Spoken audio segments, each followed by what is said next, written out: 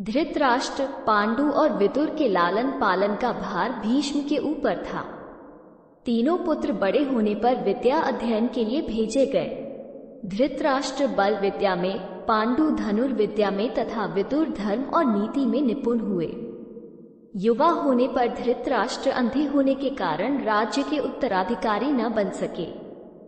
विदुर दासी पुत्र थे, इसलिए पांडु को ही हस्तिनापुर का राजा घोषित किया गया। भीष्म ने धृतराष्ट्र का विवाह गांधार की राजकुमारी गांधारी से कर दिया। गांधारी को जब ज्ञात हुआ कि उसका पति अंधा है तो उसने स्वयं अपनी आंखों पर पट्टी बांध ली। उन्हीं दिनों यदुवंशी राजा शूरसेन की पोषित कन्या कुंती जब सयानी हुई तो पिता ने उसे घर आए महात्माओं के सेवा में लगा दिया। पिता के अतिथि गृह में जितने भी साधु महात्मा, ऋषि मुनि आदि आते, कुंती उनकी सेवा मन लगा कर किया करती थी। एक बार दुर्वासा ऋषि आए। कुंती ने उनकी भी मन लगा कर सेवा की।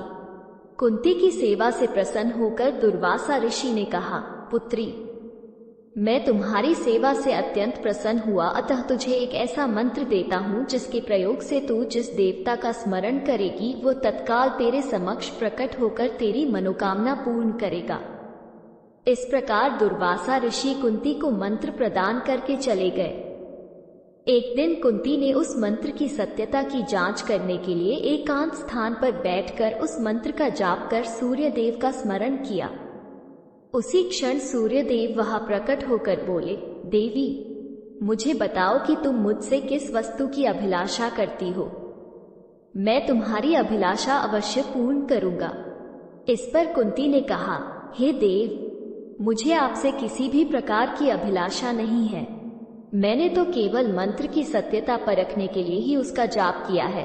कुंती के इन वचनों को सुनकर सूर्यदेव बोले, हे कुंती, मेरा आना व्यर्थ नहीं जा सकता। मैं तुम्हें एक अत्यंत पराक्रमी तथा दानशील पुत्र प्रदान करता हूँ। इतना कहकर सूर्यदेव अंतर्ध्यान हो गए। कुंती ने लज्जावश ये बात किसी से नहीं कह सकी। समय आने पर उसके गर्भ से कवच कुंडल धारण किए एक पुत्र उत्पन्न हुआ। कुंती ने उसे एक मंजूषा में रखकर रात्रि बेला में गंगा में बहा दिया।